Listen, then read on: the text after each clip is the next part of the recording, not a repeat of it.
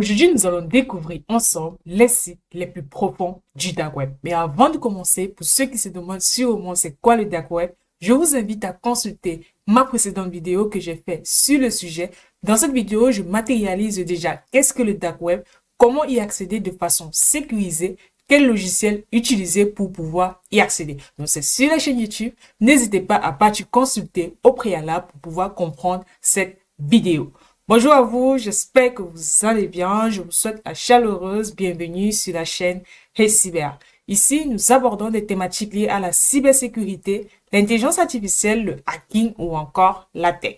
Donc, si cela t'intéresse, te passionne, t'aimerais juste en savoir plus, t'es au bon endroit. N'hésite surtout pas à laisser un petit pouce bleu et à t'abonner.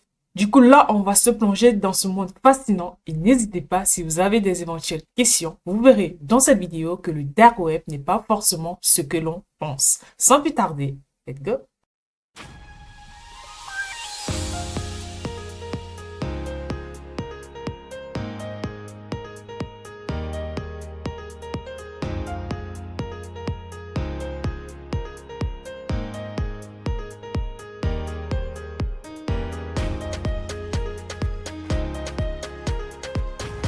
Je tiens à préciser que ce tuto est purement à des fins éducatives, s'il vous plaît. Pour commencer, il vous faut préalablement installer le navigateur Tor. Tor est essentiel pour se rendre sur le dark web. Pourquoi? Parce que c'est un navigateur qui va vous permettre de vous rendre anonyme lors de vos différents échanges. Donc là, j'ai téléchargé Tor, j'ai effectué l'installation. Rendez-vous sur le site officiel, consultez ma précédente vidéo que j'ai fait sur le sujet. Je vous explique tout en détail honnêtement. Donc du coup, là, j'ai installé le navigateur Tor. Je vais cliquer. Alors, il dit le navigateur Tor, opérer des milliers de voix, toujours se connecter automatiquement. Donc, je vais mettre se connecter. Voilà. Et vous voyez que là, ça va établir la connexion et ça va, voilà, ça me demande de me connecter. La deuxième chose qu'il faut savoir, c'est qu'il vous faut un VPN. Sur mon PC, j'ai NordVPN. Vous pouvez avoir n'importe lequel que vous voulez. Il y en a une panoplie sur le marché. Donc, libre à vous. Donc là, j'ai NordVPN que j'ai effectué ma connexion. Comme vous pouvez voir sur NordVPN, je ne vais pas faire un tuto dessus. Je vais juste le passer vite fait parce que j'ai déjà une vidéo qui détaille tout cela. Donc, sur NordVPN, vous voyez qu'il y a la possibilité de choisir ma localisation. Donc, où est-ce que je me trouve? Par défaut, ça choisit la France. Mais si vous observez bien, du côté gauche, vous voyez que je peux mettre une localisation, par exemple, aux États-Unis, en Angleterre, en Algérie, en Angola, où est-ce que je veux en fait, en fonction de ce dont j'ai besoin. Donc, si je mets par exemple une localisation aux États-Unis, vous voyez, ça me met en recherche de serveur. Et une fois c'est bon, ça va m'établir une connexion comme quoi mon PC se trouve aux États-Unis. Pourtant, pas du tout, je réside en France. Vous voyez, donc c'est un peu ça l'avantage d'un VPN. En plus de ça, bah, tout simplement, ça va me permettre encore plus d'anonymiser. Voilà, et je pense que c'est ce qu'on dit, de rendre anonyme en fait mon adresse IP quand je vais naviguer sur, voilà, sur le navigateur Tor. Le premier site qu'on va visiter, c'est ProPublica. En fait, ProPublica, c'est quoi? C'est un site de lanceur d'alerte qui permet justement aux personnes, voilà, de partager des informations de façon sécurisée. C'est généralement utilisé dans le cadre du journalisme et, bah, du coup, je me suis dit, je vais vous présenter, on va visiter ensemble le site. Avant de commencer aussi, c'est qu'il faut savoir que sur Dark Web, en fait, il n'y a pas, les noms de domaine sont sous point oignon. Ça veut dire que d'habitude, sur notre navigateur de base, sur Internet Explorer, Mozilla Firefox, tout ça, vous voyez, quand vous entrez dans la barre de recherche un site, c'est généralement sous forme .fr, .com, .org, .machin. Vous voyez ce que je veux dire? Maintenant, sur le Dark Web, en fait, tous les sites sont sur le format point oignon. Donc, le nom de domaine se termine toujours par point oignon. ProPublica, en fait, c'est une organisation de journalisme d'investigation à but non lucratif et c'est l'un des premiers sites d'information à être accessible via le dark web. Donc, vous pouvez voir là sur le Tor, j'ai saisi l'adresse de ProPublica. Bon, après, n'hésitez pas à me dire en commentaire si vous souhaiterez que je vous laisse dans la description les différents liens pour que vous aussi, vous puissiez y accéder et voilà, faites aussi vos recherches en toute sérénité. Donc voilà. Là, j'ai accédé au site de ProPublica. On va essayer de parcourir, oui, de façon vite fait. Alors, vous pouvez bien voir que là, on a les différentes actualités sur tout ce qui est, voilà, les actualités du monde. Là, c'est en français, par contre. Est-ce que je peux essayer de mettre ça en anglais? Alors, non, malheureusement, je peux pas. Voilà. Donc ici, vous avez en fait, toutes les actualités, même les dernières qui viennent de sortir avant qu'elles ne soient publiées et tout. Vous pouvez y accéder en temps réel, voilà, de façon sécurisée. Parce que des personnes, ils prennent ça et puis, bah, ils balancent tout simplement sur le dark web. Voilà. Donc, je vais faire un tour vite fait, honnêtement. Ceux qui disent l'anglais, bah, je pense que le site est fait pour vous. United Heat Strategy Limiting Access to Critical Treatment of Kids with Autism. Parce que United Heat, il me semble que c'est l'une des organisations qui fait plus dans tout ce qui est dans le domaine de la santé. Voilà, tout ce qui est dans la fabrication de médicaments et tout. Et bah, du coup, il y a un article qui n'est pas encore sorti, que vous voyez déjà qu'on retrouve sur le dark web, justement, qui parle du fait que cette unité-là voilà, traverse une période difficile pour les enfants en traitement d'autisme. Voilà, pour le traitement des enfants qui sont autistes, tout simplement. Voilà. Donc, je fais juste un petit tour pour que vous puissiez visualiser. Pour ceux qui veulent entrer dans les détails de chaque article, pardon, bien évidemment, vous pouvez cliquer sur l'article et bah, vous aurez les informations que vous souhaitez. Voilà. Après ProPublica, le deuxième site qu'on va voir, c'est Rizop. Rizop, c'est un fournisseur de services sécurisés, comme des emails chiffrés ou encore des listes de discussion pour des militants et des organisations axées plus sur la justice sociale. Donc, je vais vous faire découvrir le site. On va se rendre sur notre navigateur Tor. Voilà. Là, c'est bon, on entre le lien voilà, de Rizop tout simplement.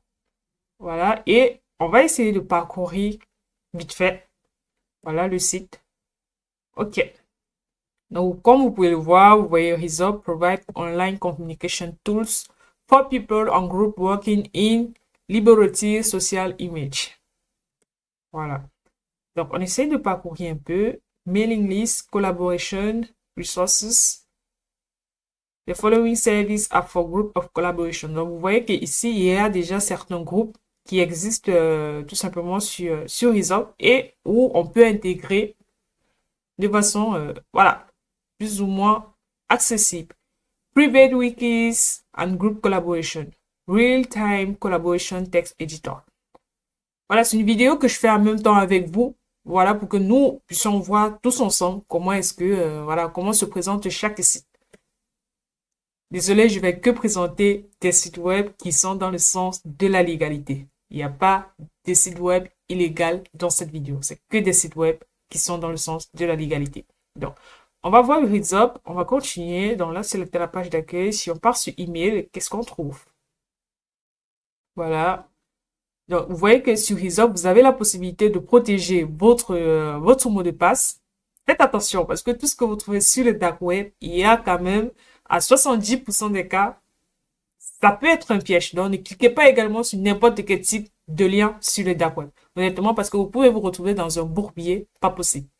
Donc, Rizop Email, vous voyez, ça nous donne la possibilité de protéger notre mot de passe.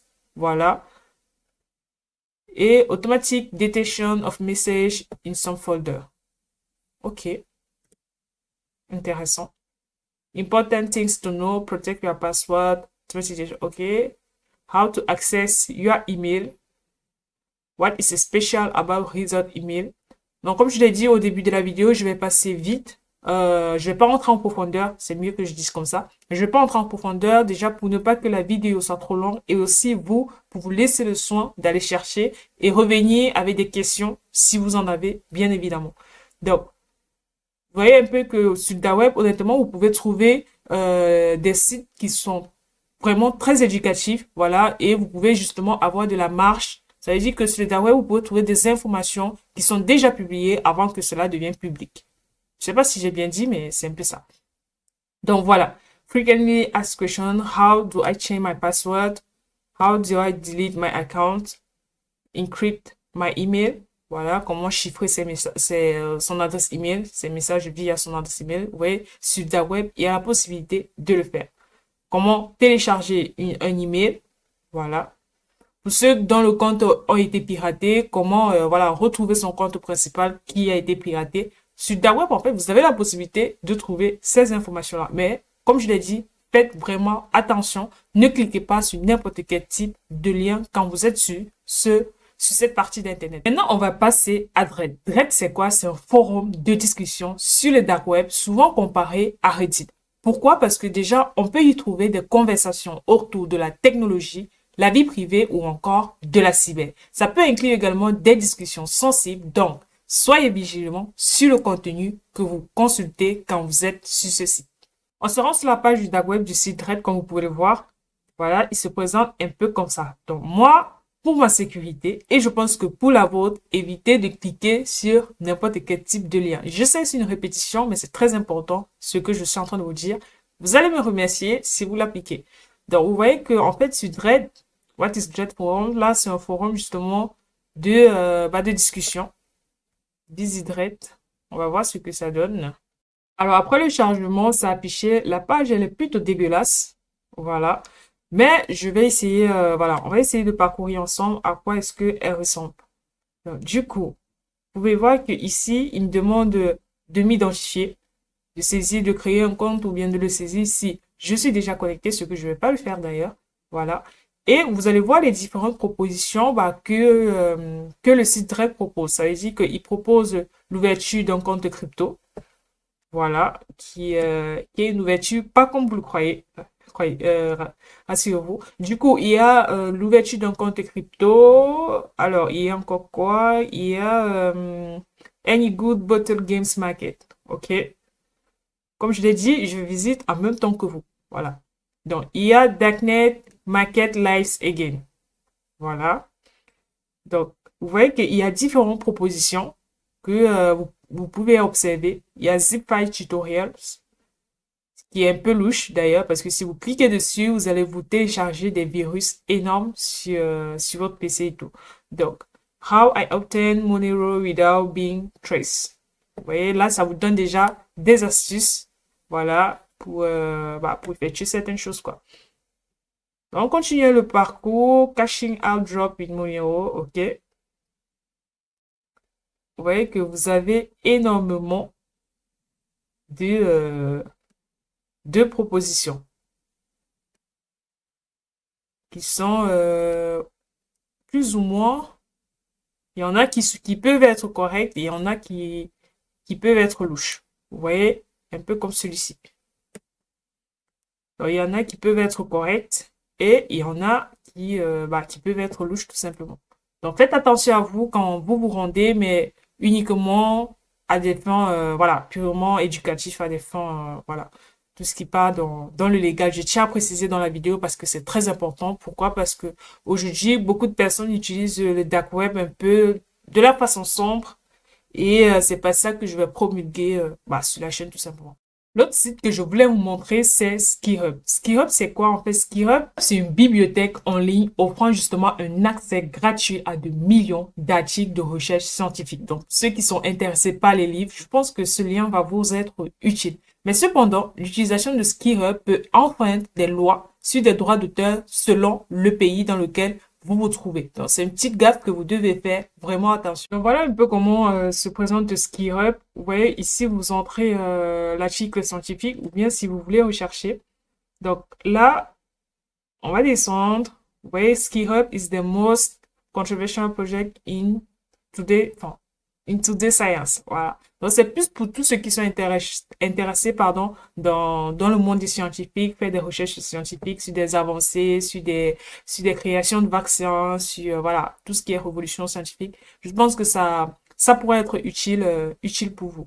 Et comme je l'ai dit, ça dépend de certains pays. C'est pas accessible, dans tous les pays. Donc, assurez-vous de régler votre VPN en fonction du pays, du pays spécifique.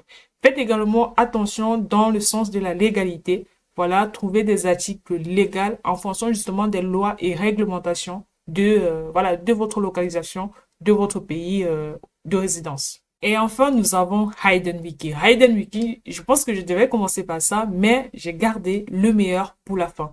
HiddenWiki, en fait, répertorie des sites sur le dark web classés par catégorie. Bien qu'il contienne des ressources légales, soyez vigilants néanmoins car certains liens peuvent mener à des contenus plus ou moins illicites. Là, nous nous sommes rendus sur le site de HiddenWiki. Voilà, la page se présente comme ça, comme ceci.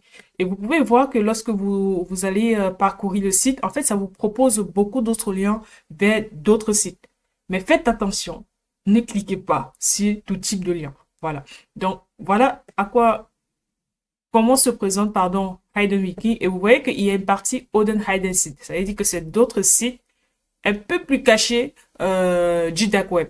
Vous voyez ce que je veux dire? Donc, en cliquant dessus, ce que je ne vais pas faire, et je vous recommande pas de le faire, mais vous voyez qu'en fait, ça vous propose énormément d'autres propositions. D'où, vous voyez, le resub qu'on a effectué tout à l'heure, ça donne les liens. Comment y accéder? Vous voyez? Ça vous donne des liens Onion Share. Voilà. Onion Share, en fait, c'est un lien de fichier de partage. Ça veut dire que c'est un peu comme, comment je vais dire ça, Google Share, tout ça, là. Tous les liens, justement, qui permettent de partager des informations. Donc, vous voyez que sur HiderWiki, vous pouvez trouver, voilà, des liens pour accéder à d'autres plateformes et faire ce que, en fonction de vos besoins. Vous voyez, sur HiderWiki, j'ai retrouvé ProBuPika. Ça veut dire que notre site qu'on a regardé en premier, vous pouvez enfin, vous voyez qu'on retrouve sur HiderWiki. HiderWiki, honnêtement, c'est la base. C'est la base quand vous rendez sur le dark web parce que justement, ça englobe beaucoup d'autres informations et ça vous donne justement cette facilité-là, pardon, cette facilité à accéder à d'autres données à partir de cette page. Donc, voilà un peu comment se présente HidenWiki. Voilà, on va parcourir vite fait. Odin HidenWiki, vous voyez que vous pouvez acheter voilà, des boîtes mystérieuses, vous pouvez commander des choses, voilà. Vous pouvez également retrouver des éléments.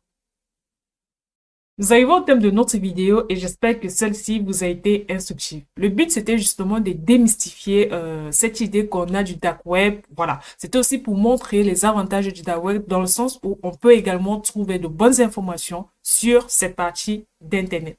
Est-ce que vous avez des questions? N'hésitez pas à me mentionner dans les commentaires.